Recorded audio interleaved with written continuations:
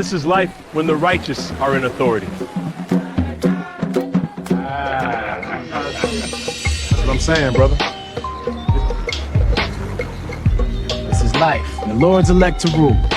Look at it. Still turning. Blue and proud. Esau really thought he would pull it off. Man, he tried.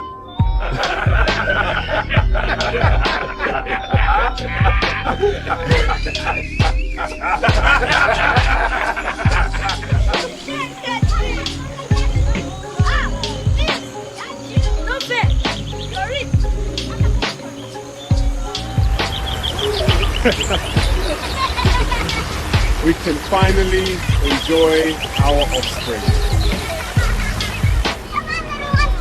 I'm winning. Not if I catch you first. Love you. Whoa, spin to the sky. I see you, princess. Looking royal.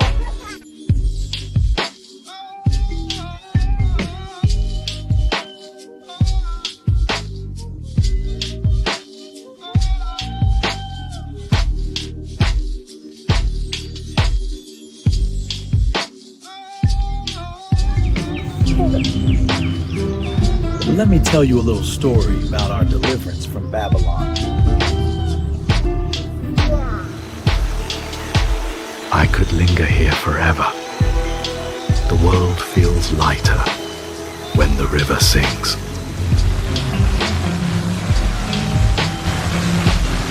Now this is life more abundant.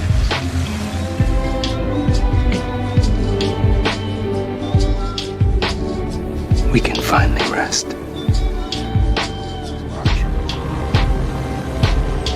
On this surrounding world, we can finally rest.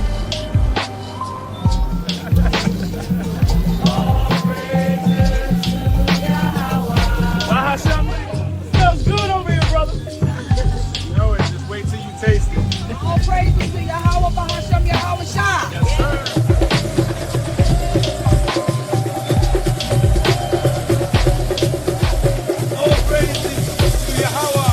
The earth was never overpopulated.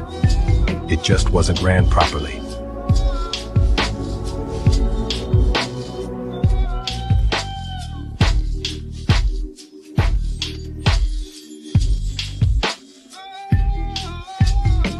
To good friends and new chapters, and to the courage it took to get here. May we never forget it. Cheers. Cheers. Cheers. That's better than I expected. Chapters and old friends. To courage and joy. And to us. Cheers. That's lovely. Grateful for nights like this. Always. And that, knowing the time, that now it is high time to awake out of sleep. For now is our salvation nearer than when we believed. All praises to Yahweh. All praises to Yahweh. Bahashem, Yahweh Shah.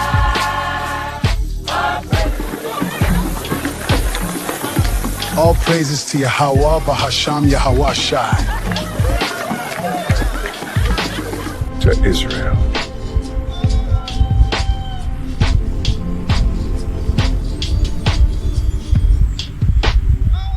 All right, shalom, shalom.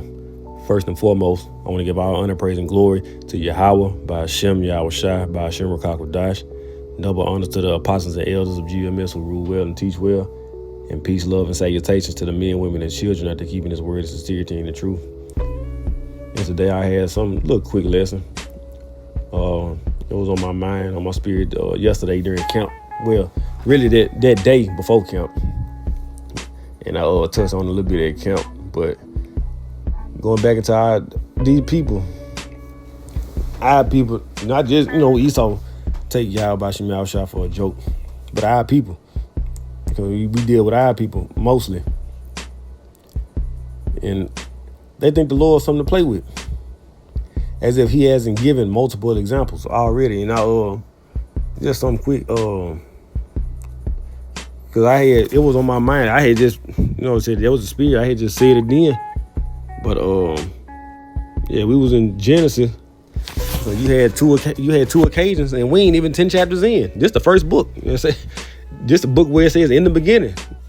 When it says, because here it is, Genesis 7, chapter 7. We need to bring it in.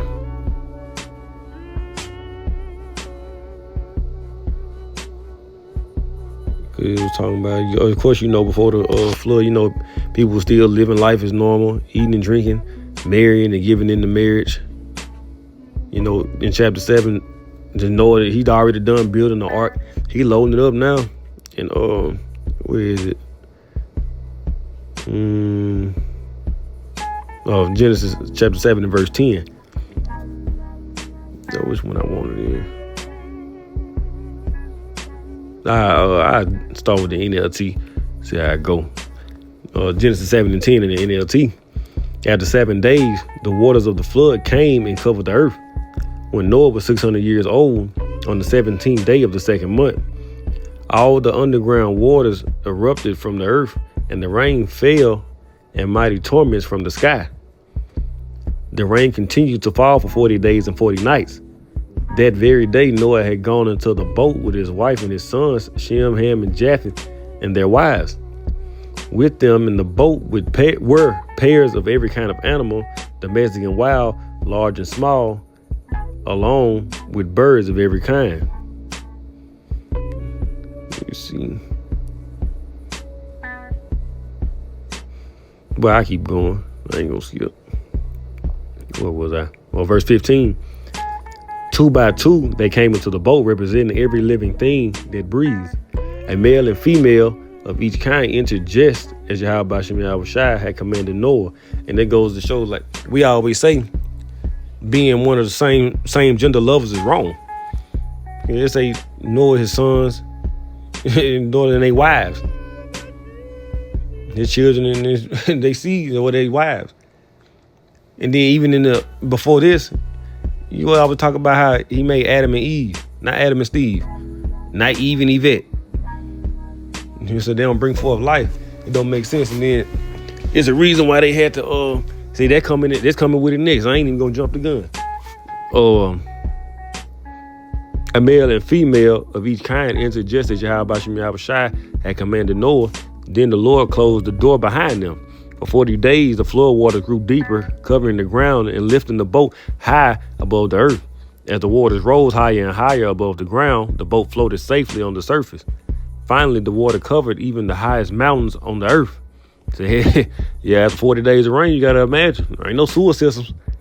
Let's say plumbing and stuff like that. Ain't no stuff on the ground for the water to run off into. I'm pretty sure they probably had certain stuff like that.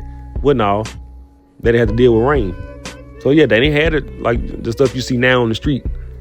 But water can run off. Stuff on your roof to where the water can run off the roof into the ground and stuff like that. He ain't had nowhere to run off. So yeah, he got full quick. But he still took 40 days and 40 nights to ensure everything got covered. Like you gotta imagine, like let's say some mountain, I forgot how tall the highest mountain is, like 20-something thousand feet. So it had reached up that high. So in today's terms, so you got, I think it's Mount Everest. It might be one higher than that, but yeah.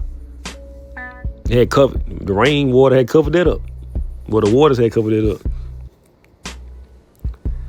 up. Verse 20, rising more than 22 feet above the highest peaks. All the living things on earth died. Birds, domestic animals, wild animals, small birds that scurry along the ground, and all the people. Everything that breathed and lived on dry land died. So you got, because everything in water, it would be able to survive.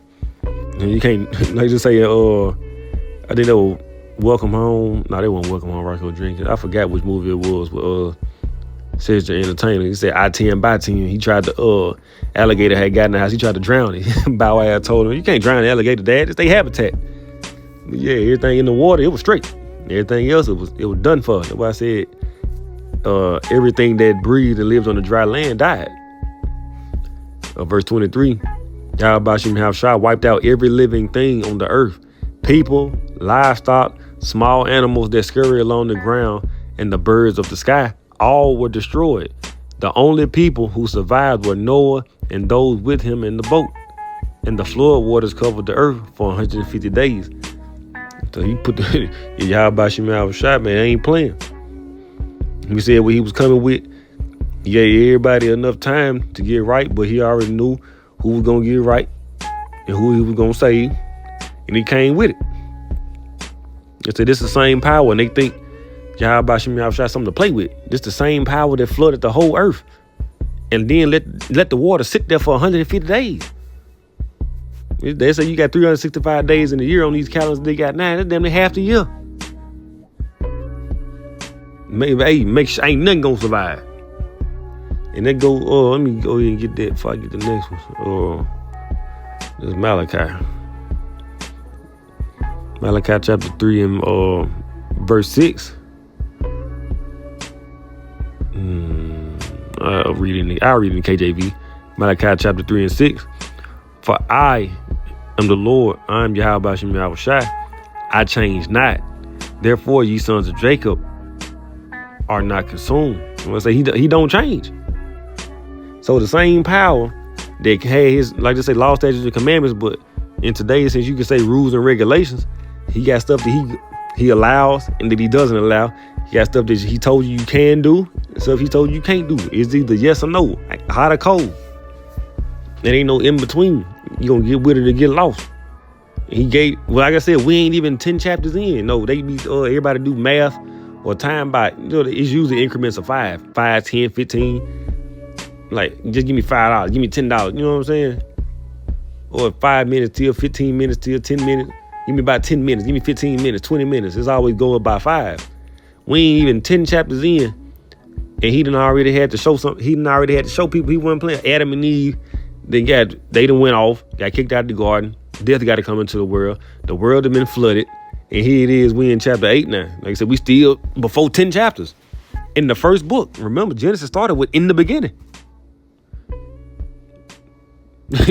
You got all these books, and we still in the first one, not even 10 chapters in, and he done had to make plenty of examples already. And even to this day, our people still don't get it, but it ain't for them to get. That's why we gotta, like to say, count your blessings, man. We gotta thank Yahweh Shem Yahweh Shai that he opened our eyes, man, and that he didn't have mercy on us to receive his word. And that's why the scripture say you can't be worried about everybody else.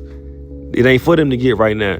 And for the ones that is meant for, what it's meant for them to get, they gonna get it. It may not be today, it may not be tomorrow, but they gonna get it. Like the scripture say, we can't want it more. We can't want it for Jacob more than the Most High. He know how bad he wanted for his people. Let's get into Genesis 8. Not 8. What was it? 19.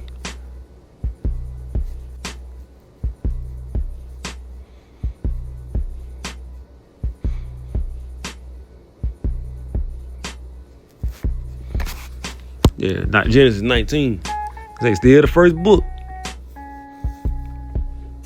You say, even though we don't know the time frames, it's still, it's going down. And you gotta believe people knew the history already. Because people knew the history after the flood. There wasn't nobody but Noah and the people that went along with him. You got to know that story spread and it went from generation to generation. But here it is, Genesis 19. I'm going to start at verse 4. Well, I started verse 1. I'm reading the NLT. That evening, the two angels came to the entrance of the city of Sodom. Lot was sitting there, and when he saw them, he stood up to meet them. Then he welcomed them and bowed with his face to the ground. My lords, he said, come to my home to wash your feet and be my guest for the night. You may then get up early in the morning and be on your way again. Oh no, they replied, we'll just spend the night out here in the city square. But Lot insisted, so at last they went home with him. Lot prepared a feast for them, complete with fresh bread made without yeast, and they ate.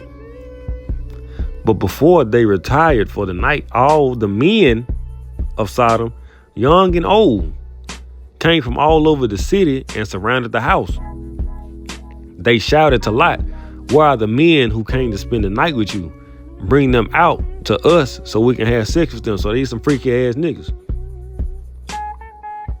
And even in today's time, you got all that. I was talking to one of my partners today, man. I said, because we had one, it was one of them at the bar.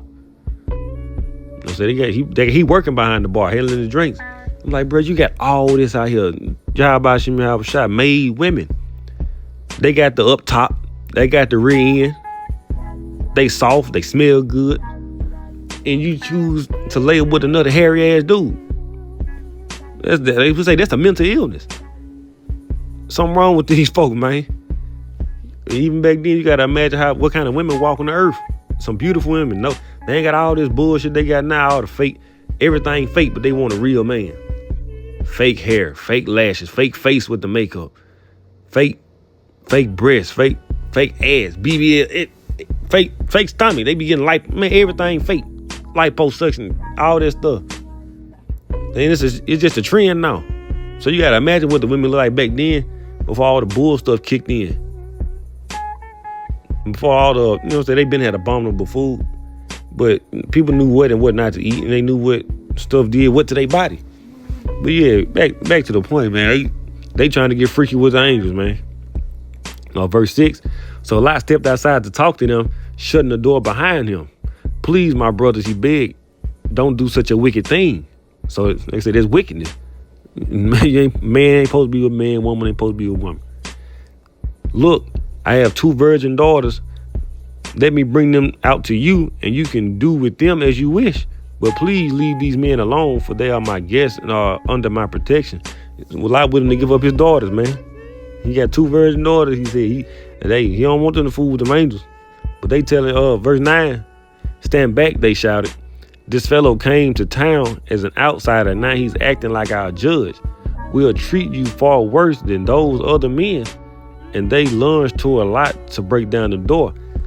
But the 2 angels reached out and pulled Lot into the house and bolted the door.